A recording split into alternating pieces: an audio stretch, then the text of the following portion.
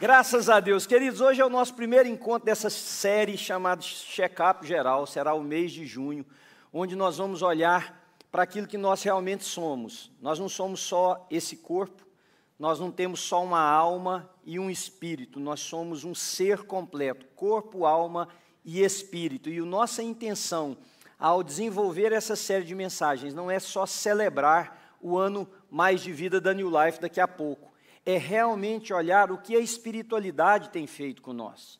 O que nós temos tirado de ser cristãos. Então, presta atenção junto comigo no texto que nós vamos ler, para você poder entender um pouco mais disso. Paulo escreveu uma carta à igreja que está em Tessalônica, no norte de onde hoje é a Grécia.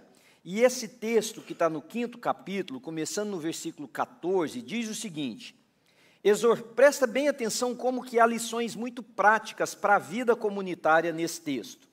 Exortamos vocês, irmãos, então é uma carta direcionada à comunidade da fé, que advirtam os ociosos, ou seja, os preguiçosos, gente, bora levantar e trabalhar, fazer alguma coisa na vida, confortem os desanimados, auxiliem os fracos, sejam pacientes para com todos. Tenham cuidado para que ninguém retribua o mal com o mal, mas sejam sempre bondosos uns para com os outros e para com todos. Alegrem-se sempre, orem continuamente, deem graças em todas as circunstâncias, pois essa é a vontade de Deus para vocês em Cristo Jesus. Não apaguem o espírito, não tratem com desprezo as profecias, mas ponham à prova todas as coisas e fiquem com o que é bom. Afastem-se de toda forma do mal. Veja o versículo seguinte: que o próprio Deus da paz os santifique inteiramente, que todo o espírito, alma e corpo de vocês seja conservado irrepreensível na vinda do nosso Senhor Jesus Cristo. Aquele que os chama é fiel e fará isso. Amém? Se eu te perguntasse, se nós pudéssemos conversar, ouvir vocês, não só vocês me ouvirem, se eu perguntasse a você, me dá uma definição de salvação, qual seria a definição que você iria dar? Como é que você definiria uma pessoa salva? Ou como é que você definiria o que é ser salvo? Eu acho que, de acordo com a nossa mente religiosa, nós iríamos definir assim: alguém que Deus entrou na vida dele e deu a ele o direito de viver eternamente com Deus. Ele foi salvo do inferno eterno, da vida eternamente separada de Deus, para uma vida com Deus. Mas hoje eu queria dar o sentido que é mais bíblico do que esse. Porque salvação, sim, envolve a retirada do nosso destino eterno, que por merecimento era nosso, que era a separação de Deus, para a vida com Deus. Mas, biblicamente, a palavra salvação, ela tem muito mais o sentido de ser liberto. Porque o que adianta salvar alguém que está prisioneiro? A salvação bíblica é o sentido de libertação. Então, nós fomos libertos por Deus. Libertos do quê?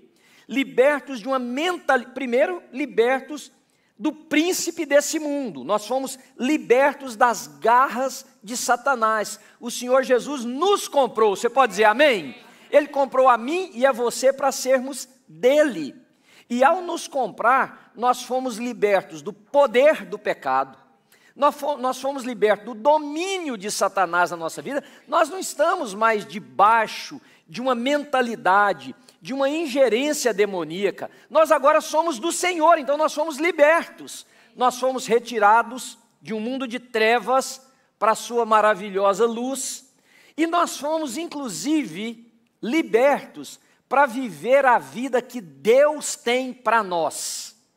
Vejam bem, nós não tínhamos capacidade de viver essa vida com a compreensão daquilo que Deus tem para nós, como a nossa natureza, o nosso propósito, como o nosso papel aqui. Nós não tínhamos.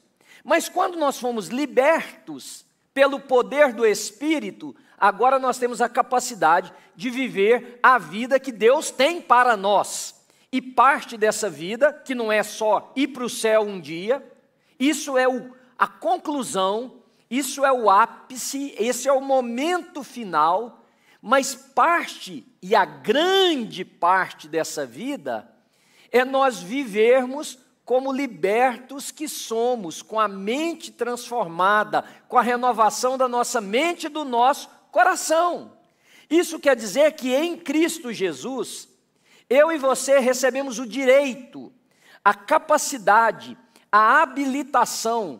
O Evangelho de João, capítulo 1, versículo 12, diz assim: a todos quantos o receberam, deu-lhes o poder. A palavra grega que aparece ali naquele versículo 12, é a palavra grega que nós usamos em português para dínamo, para aquilo que gera uma turbina para produzir energia. Ou seja, em Cristo Jesus, nós recebemos o poder para fazer e para ser aquilo que de outra maneira nós não seríamos. Então, quando um cristão diz assim: eu estou amarrado a um vício, eu estou amarrado em um comportamento, eu estou amarrado em um estilo de vida, eu estou amarrado em uma mentalidade, é o equivalente a dizer que ele não foi salvo. Porque a salvação não é carimbar o passaporte para ir para o céu e dizer: agora você vive aqui nesse inferno existencial até o dia de você chegar no céu. Não. Veja, nós estávamos numa via de mão única, em destino à perdição eterna. Quando nós fomos salvos, nós fomos libertos para sair dessa via de mão única. E agora poder andar segundo a influência do Evangelho de Jesus de Nazaré. Você diz amém, querido? Porque é isso que a salvação fez. Agora, para nós entendermos isso, é importante nós olharmos o quanto a nossa vida está doente, em todos os aspectos. Como o nosso interesse aqui nesse mês é falar sobre saúde, holisticamente falando, corpo, alma e espírito, conforme o texto, nós vivemos, queridos, num dos talvez piores momentos da história. Física, quantas doenças, quantas enfermidades, o aumento das enfermidades físicas, principalmente neurológicas, bateu recorde mundial, recorde da história. Nós não temos recorde de ter um povo tão adoecido quanto o povo da nossa geração. Nós somos o povo com mais acesso a médicos, com mais acesso à condição de saúde. Se você resolver fazer uma dieta aqui hoje, você inventa a dieta que você quiser fazer, você encontra as coisas para você comer. Se você decidir fazer o tipo de exercício que você quiser, seja ele qual for, você encontra um lugar para fazer, habilidade para fazer e talvez até o recurso para comprar as coisas que você quiser. Nós temos psiquiatras, nós temos psicólogos, nós temos terapeutas, nós temos coaches, nós temos todo tipo de pessoa e nós somos uma geração extremamente adoecida, física. E quando eu digo físico, eu digo com respeito, porque muitos de nós temos deformidades no nosso corpo que não depende de nós, está aqui, está na genética, não é? É algo que a gente luta para continuar vivendo. Então eu não estou aqui desprezando a pessoa que tem uma deficiência qualquer no seu organismo, como eu também tenho. Não, o que eu estou dizendo é que de modo geral a sociedade nossa está adoecida. E se nós fomos libertos por Cristo, se nós fomos salvos, nós precisamos olhar qual é a nossa participação nisso. E como igreja, sim, é espiritual nós falarmos sobre estas coisas. Por quê? E aí eu quero te mostrar algumas coisas que eu acho que vai ser interessante para você nessa manhã, nessa mensagem de abertura. Primeiro, é a percepção de cristianismo no Ocidente, que é completamente diferente do Oriente. Porque no Ocidente, vocês já devem ter ouvido falar isso, quer ver? Eu ouvi demais, inclusive alguns amigos meus, eu já até disse para eles, quando você fala assim, você despreza todas as outras partes. Um pastor diz assim: tivemos uma conferência na nossa igreja, foi uma conferência muito boa, 10 almas foram salvas. Vocês já ouviram falar isso? Isso é uma fala muito comum em igreja. Tivemos um movimento, a nossa igreja salvou 100 almas esse ano. Ora, a alma veio sozinha? Ela veio pairando assim no ar? Quem foi salvo? Foi uma alma? Isso reflete o valor que nós damos nas emoções e o valor que nós damos nesse corpo. Para nós o que importa é a alma. Salvou a alma, o resto que se lasque. Salvou a alma, levantou a mão, falou que aceitou Jesus, que vai para o céu, o resto não é importante.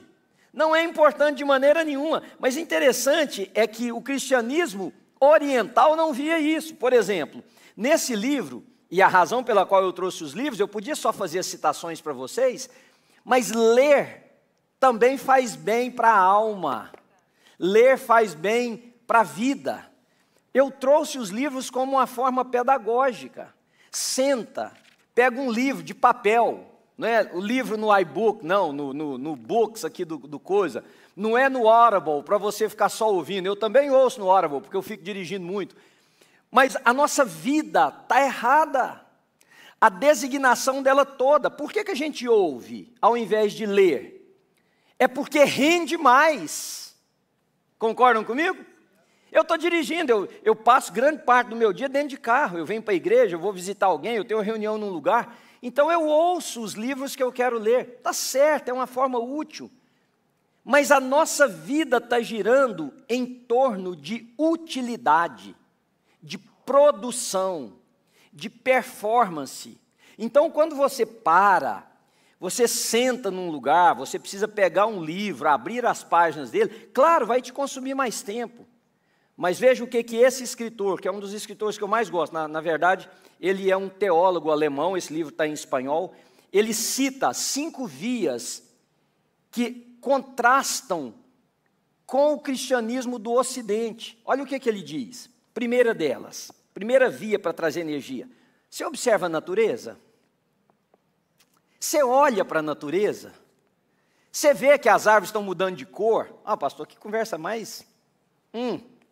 Não é, gente. É porque está tudo tão corrido, está tudo tão angustiante. Nós estamos tão angustiados que a gente nem percebe mais as coisas. A Ana, uma vez, dentre tantas as lições que ela já me deu, uma vez ela pediu para ir caminhar comigo. Aí eu falei, claro, vamos. Ela falou assim, eu não vou no seu ritmo, mas nós vamos caminhando. Eu falei, tá bom, vamos, no seu ritmo. Aí fomos para uma floresta que tem aqui perto, fomos caminhar num lugar que eu ando de bicicleta lá. E aí, só que o ritmo dela é outro. Vocês estão entendendo? Tem ritmo e tem a Ana. Tem, as duas coisas. Porque ela pisou na coisa, ela parava. Eu falei, o que foi, meu bem? Não, uma árvore. Eu falei, meu bem, isso aqui é uma floresta.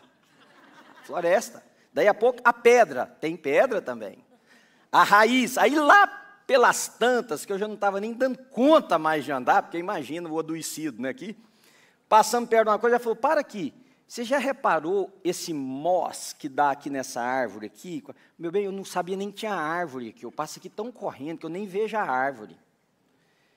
Observar a natureza, queridos, faz bem para a alma, faz bem para a vida. Olha a segunda via que ele coloca, observar a natureza, o poder restaurador da música. Você ouve música? Você para, você põe uma música que te agrada, seja lá qual o ritmo for, e qual for a melodia, e qual for a letra, mas você põe uma música que vem no seu espírito, que mexe com você, que te quebranta. Quem aqui já foi apaixonado um dia, eu espero que seja ainda, você lembra da música de quando você namorou, que você via que a menina, você lembra da música, você viu o Barney, Carol? E aí, aquela música hoje, a Carol ouve aquela música, o que faz? Tem um teletransporte, não tem? Leva a gente a viver as mesmas emoções, leva a gente a reviver os momentos. Então, isso nós estamos falando de um monge beneditino, um cara que viveu em reclusão a maior parte da vida dele, encontrando curas para nós que nós estamos desprezando. Ah, você gosta de música clássica? Senta, põe o pé para cima, liga uma música clássica, desliga seu telefone, curta a sua música, o poder reanimador da música. Ele fala de uma outra coisa que nós detestamos, e é difícil demais para nós, o poder curador do silêncio. Ficar... Não, a cara da filha para a mãe já falou tudo. O poder do silêncio. Tem gente que não aguenta ficar em silêncio. E tem gente que não aguenta deixar os outros em silêncio. Não sei se você tem isso. Que você tem que falar assim, escuta, eu só queria escutar o nada. Mas o nada fala demais. Fala demais. Aquieta a nossa alma. Aquieta o nosso coração. Irmãos, eu sou uma pessoa muito agitada. Todos vocês que convivem comigo sabem disso. Mas a prática do silêncio para mim é imprescindível. Tem momentos que eu paro e fico quieto, ouvindo o quê? Nada. Nada, nada. Não, Deus está falando comigo. Através dos meus sentimentos, através das minhas emoções. Para, desliga o barulho ao seu redor. Ninguém vai morrer. Um dia alguém me disse assim, pastor, mas se alguém tiver uma emergência da igreja e precisar te ligar, emergência, liga 911. Resolve. Eu não sou médico, não sou ambulância. Mas se for um casamento que está acabando, você acha que em 5 minutos que eu ficar calado vai salvar um casamento, gente? Que está brigando a vida inteira? Pô, briga os sei quantos anos da vida deles, 5 minutos que eu desligo meu telefone para ficar em silêncio, vai largar? Tem que largar mesmo, se for em 5 minutos. O poder curador do silêncio. Mas ele diz mais uma coisa, ó, que a festa anima a nossa existência.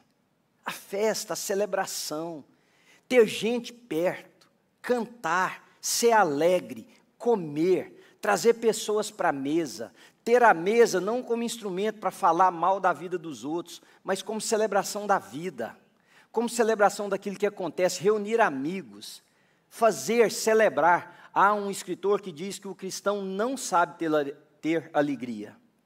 E eu em muito concordo, porque as nossas festas ou elas são extremamente chatas, ou elas são extremamente mundanas, parece que nós não temos um meio termo. Nós não temos nada que nos leve a celebrar com sobriedade, com gratidão, com alegria. E aí a última coisa que ele fala é a cura através do diálogo. Alguém para você conversar, alguém que você possa abrir a alma, alguém que você possa simplesmente falar, estar juntos, conversar sobre o quê? Sobre besteira, sobre nada, sobre tudo, sobre o que é importante. A solidão é um mal do nosso século.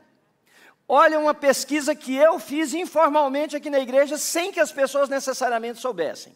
Eu vejo a pessoa aqui, eu falei, e aí, quem é que é seu amigo aqui na igreja? Ah, como assim, pastor? Tem muita amiga aqui. Fala, não, mas amiga assim, que saiu daqui do culto. Com quem que você hang out? Quem que você liga e fala ali, vamos beber um café? Vamos brincar de alguma coisa? Vamos conversar, alguém que você liga para falar. Sabe o que eu descobri?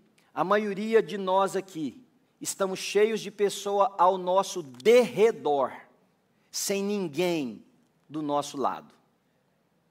Isso faz mal, querido, isso adoece a alma. Por quê? Porque o cristianismo ocidental acha que salvação é livrar você do fogo do inferno e te colocar no céu. Não, a mensagem do evangelho é que nós somos libertos, inclusive para viver contrário a esse mundo louco, a esse mundo adoecido e adoecedor.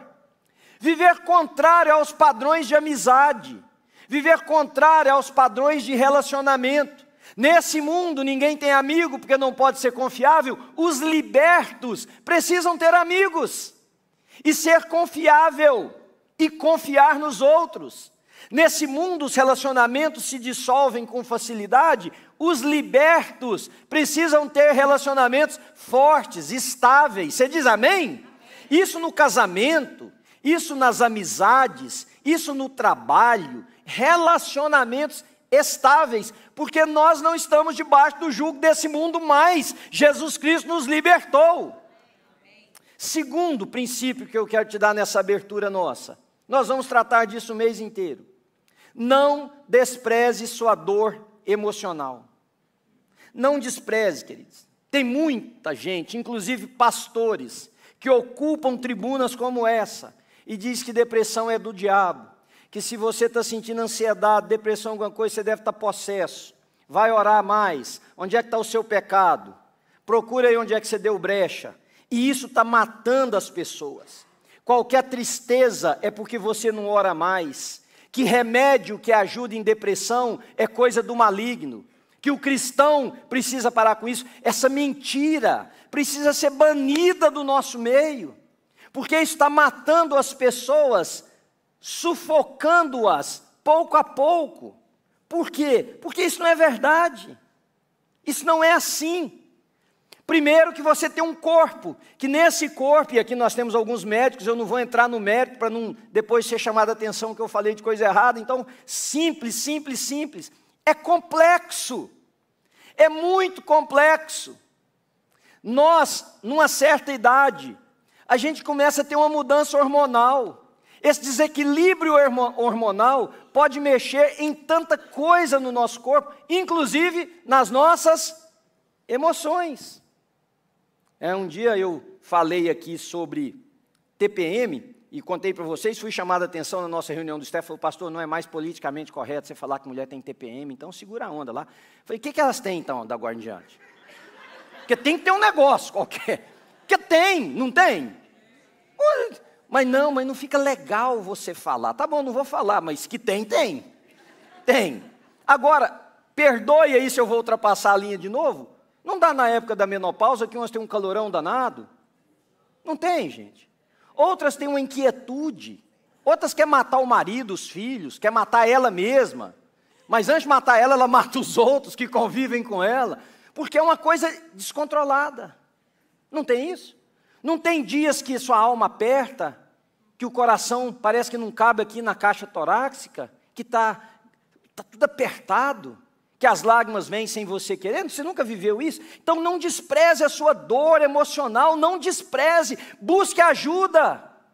Ore sim, fale com Deus sim. Esse texto que nós lemos tem uma receita maravilhosa. Tentem orar sempre. Tentem dar graças a Deus por tudo. Gratidão é um santo remédio para a alma. Tem gente que murmura e reclama de tudo. Seja grato. Ao falar da sua gratidão, você gera muita coisa boa para o seu corpo, para as suas emoções, para o seu espírito. Então, o texto tem uma receita. Regozijai-vos sempre, orai sem cessar, em tudo dai graças, porque essa é a vontade de Deus para com vocês. Mas qualquer um de nós aqui, queridos, pode passar por momentos de profunda dor da alma, e às vezes é um trauma que você sofreu lá na infância, às vezes é um abuso que você sofreu quando era criança, às vezes é o abandono do pai, que bateu a porta, saiu e largou vocês sozinhos em casa, às vezes foi a mãe, às vezes é o não ter tido afeto, carinho, às vezes, mulher, é você ter que ter virado homem na marra para cuidar da sua família, enquanto você era uma menina, enquanto você não viveu a sua feminilidade de adolescência e de moça. Às vezes, homem, quando você era menino, você transformou num homem. Você foi forçado a sustentar a sua casa, a enfrentar situações que não eram para a sua idade. E hoje, essas coisas brotam. Às vezes é daí, mas às vezes é de outra. Deixa eu compartilhar uma coisa com vocês, que acho que só 3 ou 4 pessoas nessa igreja sabem. O ano passado, eu comecei a perceber que tinha algo errado comigo. Algo errado diferente, não os outros errados. Às vezes eu saía aqui da igreja, e eu toda a vida trabalhei, eu tenho uma certa resistência, eu não sinto cansaço assim tanto. Eu entrava no carro, e um dia eu fiz isso. Eu esperei todo mundo ir embora, deitei o banco do meu carro aqui onde eu estaciono, e eu dormi. Agora, eu sou casado há 39 anos com a Ana, pergunta a Ana se eu durmo durante o dia, eu não consigo.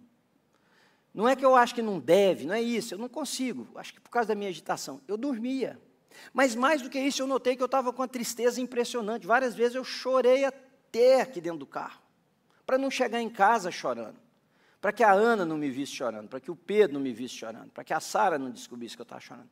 E eu comecei a dizer, mano, eu tenho alguma coisa errada com você. Não era culpa, não era nada escondido, não era nada errado. E depois de eu fazer uma checagem, fui conversar com um amigo que é psicólogo, ele falou, mano, não parece que tem nada. Eu falei, vou no médico. Fui no médico, falei, doutor, eu estou sentindo, minha médica é endocrinologista. Falei, eu estou sentindo umas coisas que eu não sentia. ela fez uma bateria de exames, descobrimos duas coisas. Minha tireoide, olha bem, eu vou fazer 60 anos esse ano, né? Então minha tireoide não estava produzindo mais o que tinha que produzir do nível. Ela falou, nós precisamos repor. Segunda coisa, minha vitamina B12 era praticamente inexistente no meu corpo. Descobrimos que eu não absorvo vitamina B12 pela boca. Ou seja, eu posso comer carne, posso comer as coisas de origem animal, que meu corpo não ingere, não metaboliza vitamina B12. Ela disse assim para mim, você não está em depressão não? Eu falei, eu estou quase querendo matar eu e a senhora aqui dentro desse consultório. E aí o que eu faço? Eu tomo uma injeção de vitamina B12.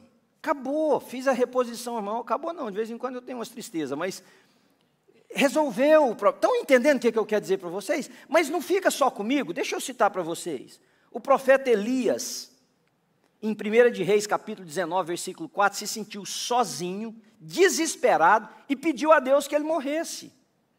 Jeremias expressou sentimentos de tristeza e desespero no seu livro de Lamentações, mas no capítulo 10 do seu livro, o livro de Jeremias, ele expressa a mesma coisa, versículo 16. Jó, na sua trajetória de sofrimento, ele chegou a questionar se Deus era bom, se Deus olhava para ele, e lamentou o dia que ele nasceu. Quer uma pessoa mais deprimida? Para que eu nasci? Devia ter morrido. As tetas, o peito, o seio da minha mãe deveria ter secado, é o que diz o texto. E eu não ter leite para mamar, para eu poder morrer. Jesus, apesar da sua divindade, experimentou angústias e tristezas, está lá em Mateus 26, versículo 38, vocês podem ler depois. Jesus em angústia no Getsêmani. Davi, em vários dos salmos, mas o Salmo 42, ele expressa, por que você está tão triste assim, ó minha alma? Por que você está se sentindo assim? Davi. Jonas pediu a morte, quando ele estava lá indo para Nínive. Paulo, escrevendo à igreja em Corinto, eu vou ler para vocês, capítulo 2, versículo 4, pois eu lhes escrevi, com grande aflição e angústia de coração e com muitas lágrimas. Meu irmão, minha irmã, não despreze a sua dor emocional, amém? Você está me entendendo? Não despreze. Procure alguém para conversar. Nessa igreja nós temos um ministério chamado Saúde Integral. Entre uma das vertentes desse ministério, são psicólogos que dispõem do seu tempo para falar com você, para conversar com você. Você tem acesso através do QR Code que está aí no papel, na frente da sua cadeira. Quanto que paga? Não é sobre dinheiro, é sobre ajuda. Se você não pode pagar nada, você não vai pagar nada. Se você pode dar $10 para ajudar a pagar a plataforma que nos custa uma quantidade grande por ano, por causa do sigilo e da proteção, você faça. Mas você vai ser atendido e conversar com alguém. Converse. E o dia que um crente falar para você que depressão é coisa do diabo, você diz para ele assim, você é o diabo. O diabo está encarnado aqui perto de mim. Porque sim, ele aproveita esse momento de fragilidade das nossas emoções, da nossa alma, ele sopra coisas, ele faz a gente inclusive pensar que a vida não faz mais sentido, mas Jesus Cristo veio para quebrar as obras de Satanás. E ele veio para que nós tivéssemos vida, e tivéssemos vida em abundância. E ter vida em abundância não é viver assim, subjugado, enclausulado, amarrado, no canto da vida. Claro, a gente passa por momentos como esses, para alguns esse momento demora mais do que outros, mas em nome de Jesus, na comunidade da fé, essas pessoas precisam saber que elas são amadas, que elas podem ter liberdade, que elas não são piores e que todos nós juntos podemos ser instrumento de cura para o outro. Amém? Terceiro, cuide do seu corpo. E aqui eu quero ter muito cuidado, porque nós temos uma cultura do corpo aí fora, né? Os marombeiros, as marombeiras, você vê aí o pessoal que a voz já está assim porque está tomando muita coisa na coxa todo dia. Não é disso que eu estou dizendo. Se você quer ser fisiculturista, se você quer ter o braço dessa grossura, ok, mas não é disso que eu estou falando. Eu não estou falando, mulher, de você ser a mulher mais sarada da sua academia, e nem do homem ser o cara mais musculoso entre os seus amigos. O que eu estou falando? É do seu corpo. Você precisa ter habilidade de andar. Você precisa ter habilidade de correr. Você precisa ter saúde, para fazer uma caminhada com quem você ama, andar de bicicleta, fazer o que você gosta. Por quê? Porque essa alma e esse espírito estão aqui, ó, nesse negócio. Até para servir a Deus, nós precisamos de uma carcaça melhor. Porque senão você não consegue nem servir a Deus. Você não consegue cuidar de quem você ama. Você não consegue estar com quem você ama. Então, cuide do seu corpo de que maneira? A que você quiser. Tente alimentar um pouco melhor.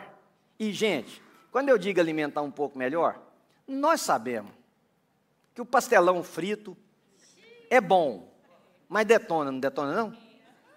Então pronto aí. Come pastel uma vez no ano, aí eu morro. Aí você vai morrer comendo do jeito que você está comendo.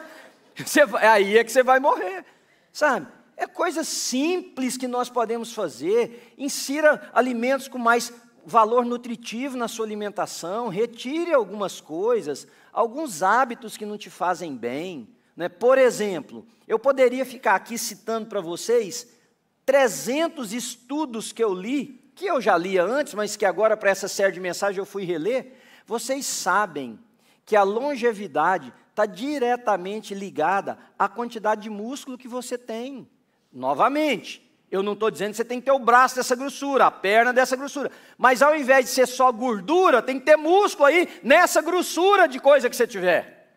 Seu braço pode ser fininho, mas tem que ser fino de músculo e não fino de gordura. Doenças neurológicas estão associadas à falta de musculatura. Doenças emocionais, doenças físicas. Eu já contei aqui nessa igreja, eu tive um burnout e a minha pressão durante anos ficou incontrolada. E eu ainda tomo os remédios para pressão, porque foi um efeito colateral que ficou. E fui visto por muitos médicos, porque nada baixava. Eu tomava 3 remédios, nada baixava. Os médicos falavam, não tem mais remédio para te dar. Aí vamos ver, fomos procurar outras coisas, eu acabei na mão de um nutricionista. Ela falou para mim, levanta a calça aí, eu quero ver sua panturrilha. Aí mostrei minha panturrilha para ela, achando que eu estava fazendo um sucesso danado. Aí ela disse assim para mim, eu preciso ser engrosso sua panturrilha. Eu falei, mas é grossa, eu ando de bicicleta. Aqui, ó. Ela falou, não, precisa ser engrossa a panturrilha. Eu falei, o que tem a ver a panturrilha com isso, dona? Ela falou, vai ajudar a baixar a sua pressão. Vocês acreditam nisso? Aqui, ó, panturrilha. Não sei se você sabe. Potato legs. Aqui, ó. Ajuda a baixar a pressão. Entende, irmão? Então, por que nós falamos, vem de bike para a igreja hoje? Não é para fazer gracinha para ninguém, não. É porque nós precisamos mudar uma cultura do ócio, uma cultura da preguiça, uma cultura de não quer. Vocês acham que é prazeroso ficar levantando peso? Não é questão de gostar ou não gostar, não. É de você dar um tapa na cara e falar, cria vergonha, vou fazer. Tem que ser feito. Várias vezes eu fiz isso, eu olhava para o meu tênis de andar de bicicleta e falava, não tem coragem. Já contei isso para os meninos. Eu olhava no espelho e falava, Manuel, você não tem que ter coragem, meu filho. Você não tem que gostar, você tem que botar esse sapato no pé e montar naquela bicicleta. Então, quando nós fizemos isso, não é porque nós não temos o que fazer nessa igreja. É porque nós queremos ajudar vocês, e não é para ficar todo mundo saradão, não. É para que vocês, para que nós, a nossa família, viva melhor. Para que a gente tenha gente mais lúcida, mais emocionalmente equilibrada, mais sã em todos os aspectos, no nosso meio. Por quê? Porque você é importante para nós. Você diz amém? Amém. Então, olha, você tem mais 3 domingos para montar numa bicicleta e vir para a igreja. E eu estou vendo uns bicicleteiros aqui que vieram tudo de carro. Aliás, tem 4 bicicletas lá, 3, nós viemos juntos, eu, a Sara e o Léo. Tem uma outra lá que eu acho que é do Arthur. Então, irmãos, pensa na sua vida. Ah, eu estou morrendo de vontade de encontrar com Jesus. Se tiver uma escada para subir no céu, você fica. Fica. Jesus está lá no sofá, venha, vou nem, dou conta. Jesus, tem elevador para o céu? Tem não, tem não. Não, sabe, mexa, mova, levanta. Como aquele cara diz, está mais fácil dar a volta em você do que... Está mais fácil de pular do que dar a volta em você, tão largo que você está. Não, gente, brincadeiras à parte, sabe, faz uma caminhada ao redor de sua casa. Vai ali, a pé, carrega um negocinho, faça alguma coisa. 4, estão me acompanhando até agora? 4, o descanso é sagrado. Eu vou terminar com esse. Vou roubar um pouquinho do meu tempo ali. Encontre tempo para você descansar. Se descansar fosse fácil, não seria mandamento. Está lá nos mandamentos. Êxodo, capítulo de número 20, versículo de número 11. O Senhor trabalhou em tantos dias e depois o que Ele fez? Descansou. Por isso, vocês, o povo de Deus, têm um dia do descanso. Irmãos, eu sou imigrante como vocês. Então, tudo que eu falo aqui, eu falo a partir de um respeito muito grande com todos vocês que estão me ouvindo. Mas se nós deixarmos com que esse país dite, ou esse ou qualquer outro, a forma que nós temos que viver, nós continuamos perdidos. Você precisa ter um dia de descanso. Você precisa ter um dia de descanso. Vira para a pessoa que está do lado e diz assim, pelo menos um, você tem que descansar. Descansar. Mas aí, irmãos, olhem aqui, olhem para mim um minuto. Não é descansar assim, você deixa tudo o que tem que fazer para o dia do descanso. É descanso? Não, vamos conversar, é descanso? Eu prefiro perder essa mensagem de poder publicá-la do que deixar de falar isso com você. Isso é descanso? Não. O que é descanso? Perna para cima, sentado no sofá, na cadeira, deitado, lá do lado de fora aguando sua plantinha, fazendo o que você quiser, lendo um livro, ouvindo uma música. Não é, dona, o dia da faxina em casa. Botar o marido para limpar a garagem, limpar o quintal, fazer tudo, o coitado está morrendo. Ele fala, ô, amanhã eu volto para o serviço. Graças a Deus eu trabalho menos. Não, gente, descansar. Nós precisamos descansar. Agora, olha, esse homem aqui é um médico.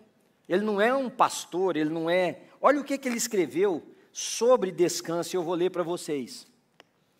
Os pacientes que vinham ao meu consultório nunca pareciam descansados. E, para falar a verdade, nem a maioria dos médicos. Muitas pessoas que encontro parecem abatidas e desgastadas.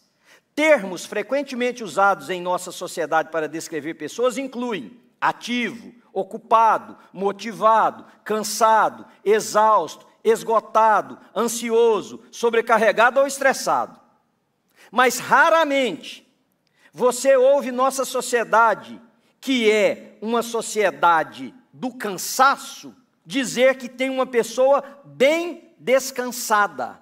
Aliás, por falar em sociedade do cansaço, tem um livro, eu não sei se tem ele em português, em inglês ele chama Burnout Society, em espanhol ele chama La Sociedad del Cansancio, escrito por um chinês, Byung-Chul Han, que ele fala que o grande aumento das doenças neurológicas que nós temos é porque o nosso povo não aprende a descansar. Aliás, tem mais uma parte desse livro, lembrei-me agora, na página de número 240 dele, que diz o seguinte: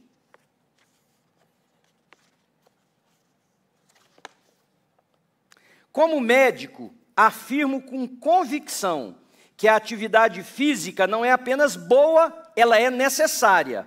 Mas o descanso físico também é. Nossos corpos foram projetados para precisar de descanso. O sono é o exemplo mais claro e que não pode ser violado. Descansa. Agora, o livro que mais mexeu comigo com relação ao descanso é esse livro de um rabino chamado Abraham Joshua Heschel. Esse livro chama-se The Sabbath. É um tratado que a filha dele, depois que ele morreu, por ver o pai, escreveu usando o material dele. Então, o prólogo e os primeiros capítulos desse livro foram escritos pela sua filha. E depois ela usou o material do pai e escreveu. Mas o que Abraham Heschel diz nesse livro? Presta bem atenção. Descanso na cultura judaica, no pensamento rabínico, é a sacralização do tempo. É a santificação do tempo. É santo pôr o pé para cima. É santo você descansar. É santo não fazer nada. Aliás, um dos conceitos apresentados nesse livro, que o sábado significa a palavra em inglês, enough. Está feito. Foi suficiente. Pare. é a santificação do tempo, porque a nossa sociedade está sendo gerenciada pela ocupação do espaço. Então ele cita 3 coisas e eu cito elas aqui para nós encerrarmos. Primeiro, o tempo é sagrado. O tempo é sagrado. Isso significa que cada minuto da sua existência deve ser consagrado a Deus. O período que você trabalha, o período que você diverte, mas o período que você descansa. Segundo conselho que ele dá nesse livro, o descanso como uma atividade espiritual. Olha que coisa linda isso aqui. É espiritual vir ao culto? É espiritual você deitar, descansar, não fazer nada. Nós temos, e eu muito mais na minha função, durante anos eu vivi esse jugo. Eu não podia falar para ninguém que eu estava parado, porque parece que o pastor não pode parar. Por que quando alguém te ligar e perguntar, e aí, está ocupado? Você fala, não, estou de boa, estou à toa. Sei nem o que eu faço, com tanto tempo à toa que eu estou. Você vai chocar a outra pessoa, então sacraliza como atitude espiritual. Olha o que Abraham Heschel diz. A gente não descansa do trabalho. A gente descansa para trabalhar. Qual que é a diferença? Quando eu descanso do trabalho, significa que eu acabei as minhas forças, eu desgastei, então eu me entrego a um período, porque eu não estou aguentando mais nada. Quando nós olhamos o descanso para o trabalho, eu vou para o trabalho com o meu melhor, porque descansado eu estou. Vocês estão entendendo o que eu estou dizendo? Pastor, mas dá para parar? Dá para parar, gente. A gente só tem que ser salvo. Quem continua perdido não pode parar, porque o inferno vai ser atividade o tempo inteirinho. Nem que seja correndo do cão e dos trem que vem, mas você vai. Agora o céu é um lugar de paz, de descanso eterno. Não que a gente vai ficar deitado no céu o tempo inteiro, mas nós vamos fazer tudo com a alma descansada. E eu termino dizendo o que ele diz aqui, da alegria e a paz que advém do descanso. Você deve se sentir feliz por ter dito assim, eu descansei. Que adianta ao homem ganhar o mundo inteiro e perder a sua alma? Que adianta a nós viver como cristão, destruindo o templo do Espírito Santo e não dando importância às nossas emoções? E aí eu trouxe um último livro, que esse aqui não tem nada dele na leitura, nada dele na preparação da mensagem, mas esse livro eu queria sugerir a você que você lesse. Aqueles ali não precisa, mas se você pudesse ler esse livro. Em inglês ele chama The Pressure's Off, de um médico, psiquiatra, psicanalista, chamado Larry Crabb. Em português chama Chega de Regras.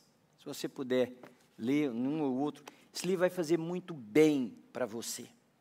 Porque aí você estando bem, você vai servir a Deus e as pessoas melhor. Amém? Então, nesse mês, feita essa abertura, nós vamos abordar as emoções, cada parte, inclusive as disciplinas espirituais que você pode começar desde agora. Você pode começar a jejuar, não para Deus fazer coisa para você, porque o jejum faz bem para o seu corpo, o jejum faz bem para as suas emoções, o jejum faz bem para o seu espírito. Você pode começar a tirar tempo de descanso, onde você leia, e leia a Bíblia também, leia um bom livro. Isso vai fazer bem para você. Você fica de pé, eu queria orar com vocês. Feche os seus olhos um pouquinho e faça uma pergunta para você. Pergunte assim, como é que eu estou? Como é que eu estou?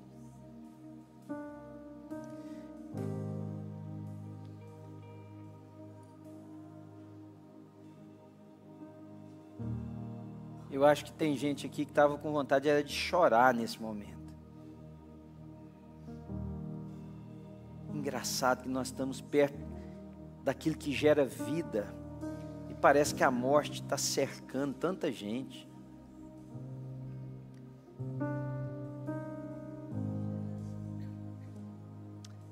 Põe a mão no seu coração, querido. E diga para Deus: Senhor, o texto que nós lemos diz que o Senhor santificará espírito, corpo e alma. Pai, nós não queremos ser a sociedade do cansaço. Nós não queremos ser o povo da doença. Nós não queremos ser quem não tem sossego na alma, descanso no corpo. Pai, nós fomos livres, louvado seja o nome do Senhor. O Senhor nos salvou. O Senhor nos salvou, inclusive, para que o olhar nosso para a vida não seja o mesmo do mundo. Pai, eu quero orar para que a New Life seja um lugar de cura. Para que a New Life não seja um lugar só de cura da pessoa que encontrou Jesus, mas da pessoa que encontra uma nova vida, Senhor. Uma nova vida, uma compreensão diferente da vida. E que desse mês o Senhor nos cure, corpo, alma e espírito. Eu oro por pessoas da nossa comunidade que estão enfrentando lutas com o seu físico, e Pai, em nome de Jesus, o Senhor pode curar. Você diz amém, querido? O Senhor pode curar a enfermidade. O Senhor é o Deus que sara, o Senhor é o Deus que cura. Um dos nomes do Senhor é Jeová Rafá, o Senhor que sara, o Senhor que cura. Oramos por cura na nossa comunidade, física, emocional, mas Pai, nós queremos também orar para salvação, para pessoas que te encontrem. E eu quero orar para que nós encontremos outros, Senhor. Para que a gente seja um médico na vida de muita gente e ajude a levar a cura. Em nome de Jesus. Abençoa, Senhor, a nossa comunidade. No poder do nome de Jesus, abençoa a nossa comunidade. E agora, Pai, quando nos despedimos para voltar à nossa casa, mexe conosco, Espírito de Deus, nos envolve, nos transforme, para a honra e para a glória do Senhor. No nome de Jesus. Você diz amém, querido?